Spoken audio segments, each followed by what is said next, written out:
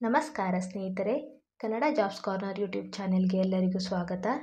ITBTಯಲ್ಲಿ 526 ಹುದ್ದೆಗಳ ನೇಮಕಾತಿ ಪ್ರಾರಂಭವಾಗಿದೆ.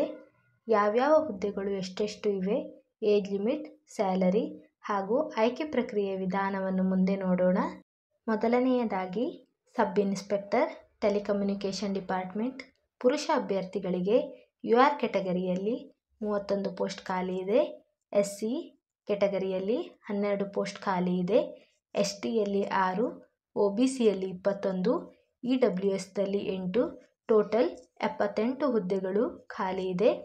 ಸಬ್ ಇನ್ಸ್ಪೆಕ್ಟರ್ ಟೆಲಿಕಮ್ಯುನಿಕೇಷನ್ ಡಿಪಾರ್ಟ್ಮೆಂಟ್. ಮಹಿಳಾ ಅಭ್ಯರ್ಥಿಗಳಿಗೆ UR ಕೆಟಗರಿಯಲ್ಲಿ 6, SCಯಲ್ಲಿ 2, STಯಲ್ಲಿ 1, OBCಯಲ್ಲಿ 4, EWSನಲ್ಲಿ 1, ಟೋಟಲ್ 14 ಹುದ್ದೆಗಳು ಖಾಲಿ ಇದೆ.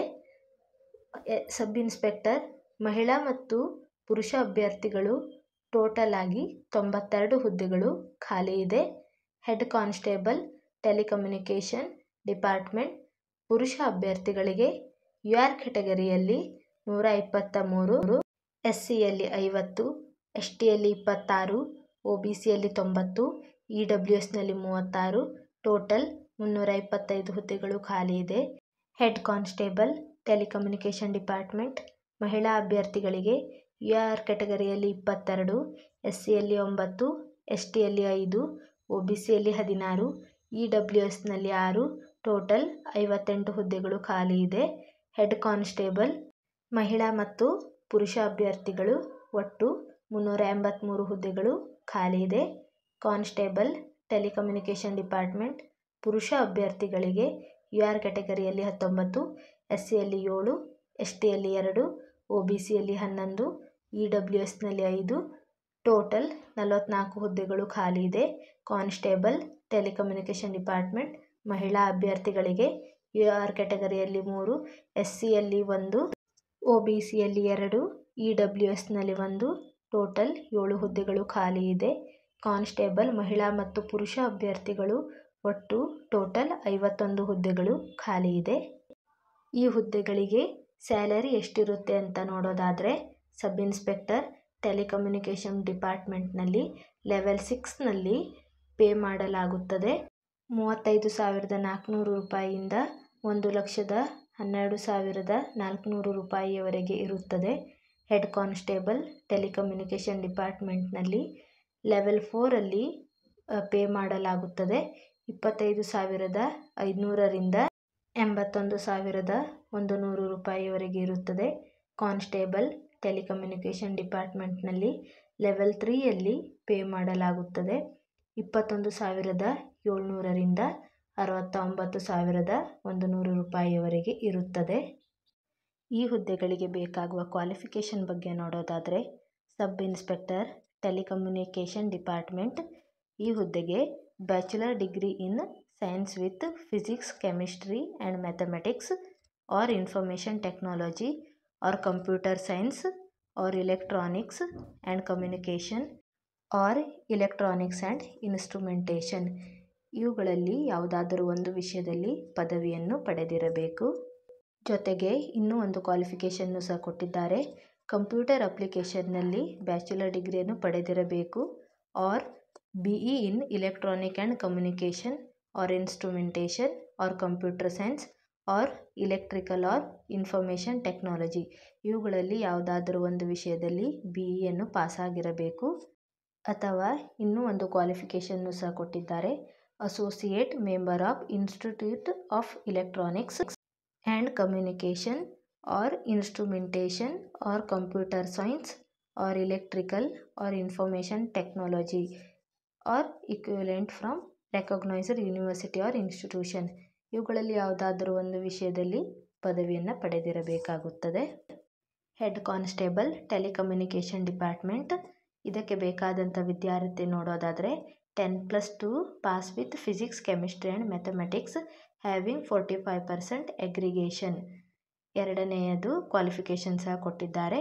10th pass from a recognised board with 2 years ITI course in electronics R electrical or computer from a recognised institute or 10th class pass from a recognized board with science subject PCM and with 3 years diploma in electronic or communication or instrumentation or computer science or information technology or electrical ಈ ವಿಷಯಗಳಲ್ಲಿ ಪಾಸಾಗಿರಬೇಕಾಗುತ್ತದೆ. Constable telecommunication department ಈ ಹುದ್ದೆಗಳಿಗೆ ಬೇಕಾದ qualification ನೋಡೋದಾದರೆ 10th ಪಾಸಾಗಿರಬೇಕು. ಇದರ ಜೊತೆಗೆ ಇನ್ನೂ ಒಂದು ಡಿಸೈರೇಬಲ್ ಕ್ವಾಲಿಫಿಕೇಷನ್ನು ಸಹ ಕೊಟ್ಟಿದ್ದಾರೆ. Diploma R certificate course from A ITI R any other recognised institute. Age limit ನೋಡೋದಾದರೆ ಸಬ್ ಇನ್ಸ್ಪೆಕ್ಟರ್ ಟೆಲಿಕಮ್ಯುನಿಕೇಷನ್ ಡಿಪಾರ್ಟ್ಮೆಂಟ್ ಈ ಹುದ್ದೆಗೆ ಮಿನಿಮಮ್ 20 ಮ್ಯಾಕ್ಸಿಮಮ್ 25 ಇಯರ್ಸ್ ಆಗಿರಬೇಕು. ಹೆಡ್ ಕಾನ್ಸ್ಟೇಬಲ್ ಹುದ್ದೆ ಟೆಲಿಕಮ್ಯುನಿಕೇಷನ್ ಡಿಪಾರ್ಟ್ಮೆಂಟ್ ಈ ಹುದ್ದೆಗೆ ಮಿನಿಮಮ್ 18 to 25 ಇಯರ್ಸ್ ಆಗಿರಬೇಕು. ಹಾಗೂ ಕಾನ್ಸ್ಟೇಬಲ್ ಹುದ್ದೆ ಟೆಲಿಕಮ್ಯುನಿಕೇಷನ್ ಡಿಪಾರ್ಟ್ಮೆಂಟ್ ಈ ಹುದ್ದೆಗಳಿಗೆ ಮಿನಿಮಮ್ 18 ಮ್ಯಾಕ್ಸಿಮಮ್ 23 ಆಗಿರಬೇಕು. ಅಪ್ಲಿಕೇಶನ್ ಫೀಸ್ ಮತ್ತು ಪೇಮೆಂಟ್ ಬಗ್ಗೆ ನೋಡೋದಾದರೆ UR OBC ಮತ್ತು EWS ಕೆಟಗರಿಯವರು ಸಬ್ ಇನ್ಸ್ಪೆಕ್ಟರ್ ಟೆಲಿಕಮ್ಯುನಿಕೇಷನ್ ಈ ಹುದ್ದೆಗೆ 200 ರೂಪಾಯಿಯನ್ನು ಪೇಮೆಂಟ್ ಮಾಡಬೇಕಾಗುತ್ತದೆ ಮತ್ತು ಹೆಡ್ ಕಾನ್ಸ್ಟೇಬಲ್ ಮತ್ತು ಕಾನ್ಸ್ಟೇಬಲ್ ಹುದ್ದೆಗಳಿಗೆ 100 ರೂಪಾಯಿನ ಪೇಮೆಂಟ್ ಮಾಡಬೇಕಾಗುತ್ತದೆ. SC ST ex service man ಮತ್ತು ಫೀಮೇಲ್ ಕ್ಯಾಂಡಿಡೇಟ್ಸಿಗೆ ಯಾವುದೇ ರೀತಿಯ ಅರ್ಜಿ ಶುಲ್ಕ ಇರುವುದಿಲ್ಲ. ಎಕ್ಸಾಮಿನೇಷನ್ 4 ಫೇಸ್ಗಳಲ್ಲಿ ನಡೆಯುತ್ತದೆ.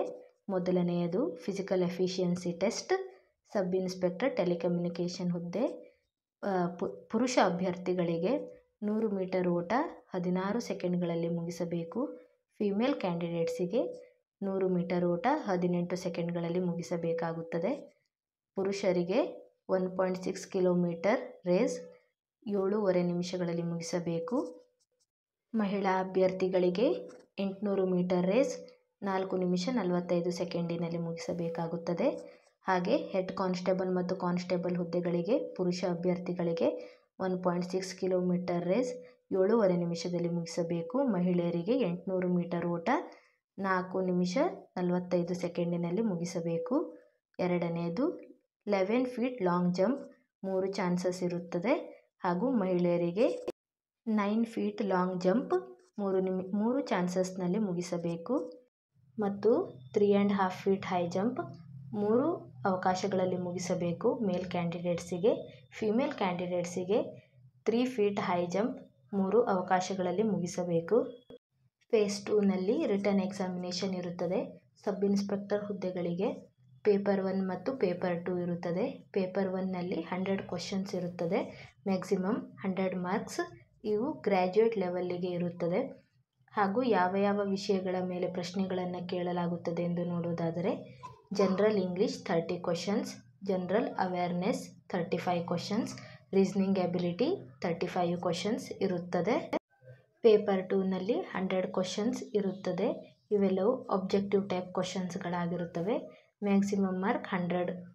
ಮತ್ತು ಯಾವ ವಿಷಯಗಳ ಮೇಲೆ ಕೇಳಲಾಗುವುದು ಎಂದು ನೋಡೋದಾದರೆ physics, chemistry, maths, electronics, communication, information technology, computer science, electrical, instrumentation and control ಈ ವಿಷಯಗಳ ಮೇಲೆ ಪ್ರಶ್ನೆಗಳನ್ನು ಕೇಳಲಾಗುತ್ತದೆ. ಹೆಡ್ ಕಾನ್ಸ್ಟೇಬಲ್ ಹುದ್ದೆಗಳಿಗೆ ನೋಡುವುದಾದರೆ 100 ಕ್ವಶನ್ಸ್ಗಳು ಇರುತ್ತವೆ. PUC ಆಗಿರಬೇಕು. ಜೊತೆಗೆ ಸೈನ್ಸ್ ಸಬ್ಜೆಕ್ಟನ್ನು ಸ್ಟಡಿ ಮಾಡಿರಬೇಕಾಗುತ್ತದೆ. General English, general awareness, reasoning ability, physics, chemistry ಮತ್ತು ಮ್ಯಾಥ್ಸ್ ಈ ವಿಷಯಗಳ ಮೇಲೆ ಪ್ರಶ್ನೆಗಳನ್ನು ಕೇಳಲಾಗುತ್ತದೆ. ಹಾಗೂ ಕಾನ್ಸ್ಟೇಬಲ್ ಹುದ್ದೆಗಳಿಗೆ 100 ಅಂಕಗಳಿರುತ್ತವೆ. ಇವು 10th ಸ್ಟ್ಯಾಂಡರ್ಡ್ ಲೆವೆಲ್ಲಿಗೆ ಕ್ವಶನ್ಸ್ಗಳನ್ನು ಕೇಳಲಾಗುತ್ತದೆ. General English, general awareness, reasoning ability, quantitative aptitude ಈ ವಿಷಯಗಳ ಮೇಲೆ ಪ್ರಶ್ನೆಗಳನ್ನು ಕೇಳಲಾಗುತ್ತದೆ.